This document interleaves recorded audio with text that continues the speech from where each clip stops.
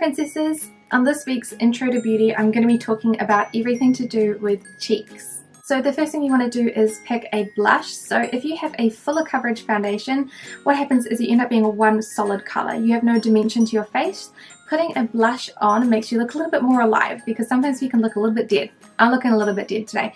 I have got blush on, but I'm just really I don't know, I've turned really green, I don't know why. So picking what colour your blush is totally personal preference. It really doesn't matter what colour it is, just pick something that you think would be nice, try it out on your skin and see if it looks good. You can also choose between powders, creams and liquids for your blushes. Powders are almost always easier, so if you're wanting the easy way out because you're a beginner, choose a powder. They're so much more forgiving and easier to build up.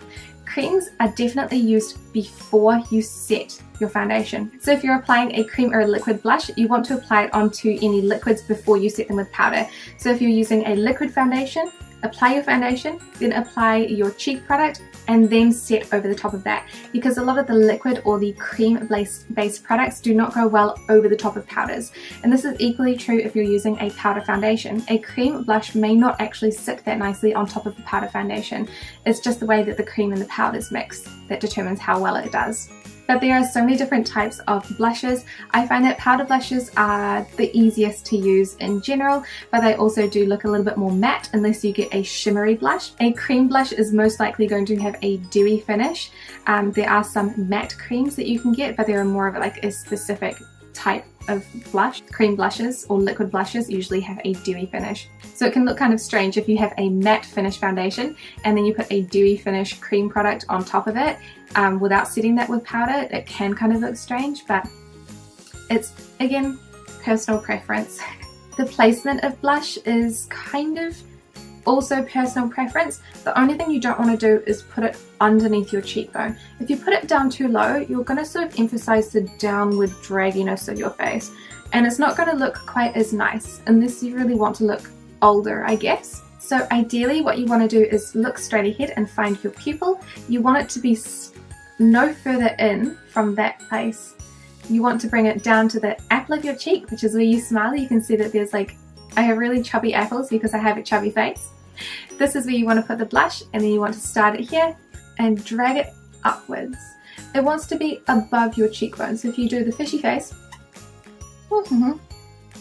doesn't work that well for me because my face is fat, but there's where my cheekbone is. I don't want my blush to be really any further down than my cheekbone, so I'm going to start where the pupil is, smile, find the apple, and then pull it upwards. It takes a little bit of practice, but the more you do it, the easier it is, trust me. If you want to look a little bit more youthful and cute, bring it inwards a little bit further. So you can bring it inwards and up over your nose as well if you want to look extra cutie cute.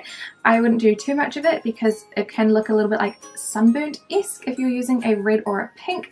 But if you bring it slightly further in, which I do quite a lot, it just makes you look a little bit more youthful, which I prefer. I don't really want to look old or mature. That's personal preference, I say, in my cute collared shirt and dungarees.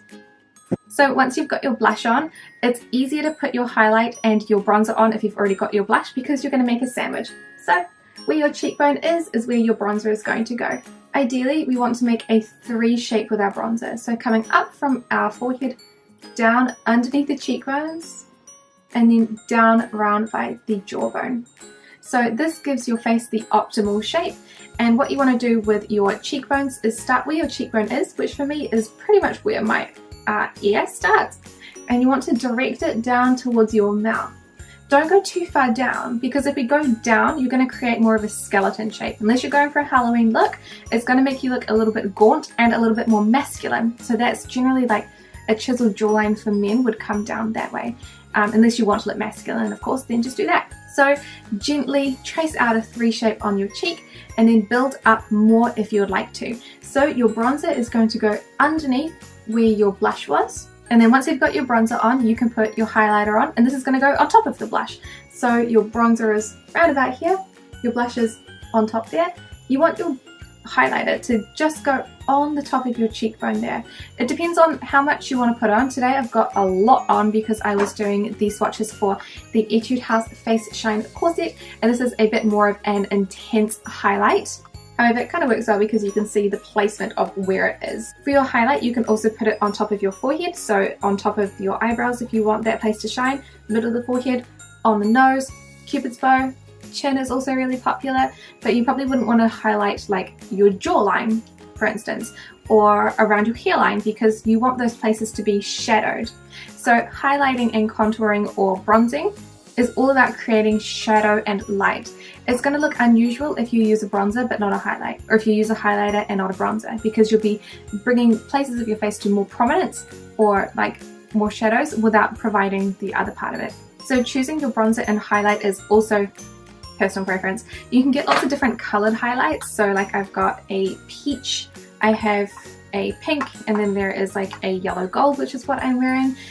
It just depends on what color you want your highlight to be. Same as blush, totally up to you, personal preference. And your bronzer as well, you want it to be a little bit darker than your own skin tone, but not so much that you're going to look like an Oompa Loompa, or not so much that it's going to be difficult to blend. The closer it is to your skin tone, the easier it's going to be. So if you are pale, I would definitely recommend the Benefit Hoola Light, because it's the lightest colored bronzer I've been able to find so far.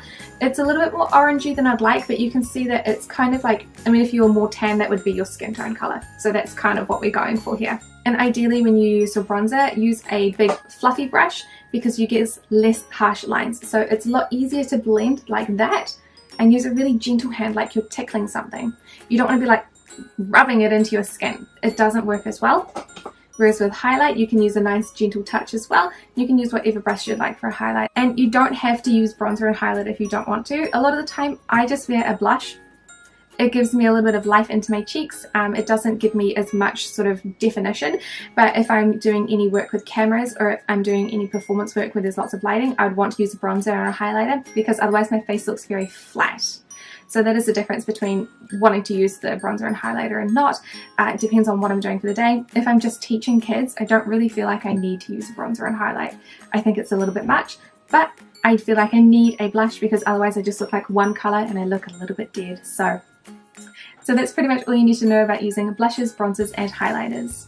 But thank you guys so much for watching this video, and I will see you next time. Bye!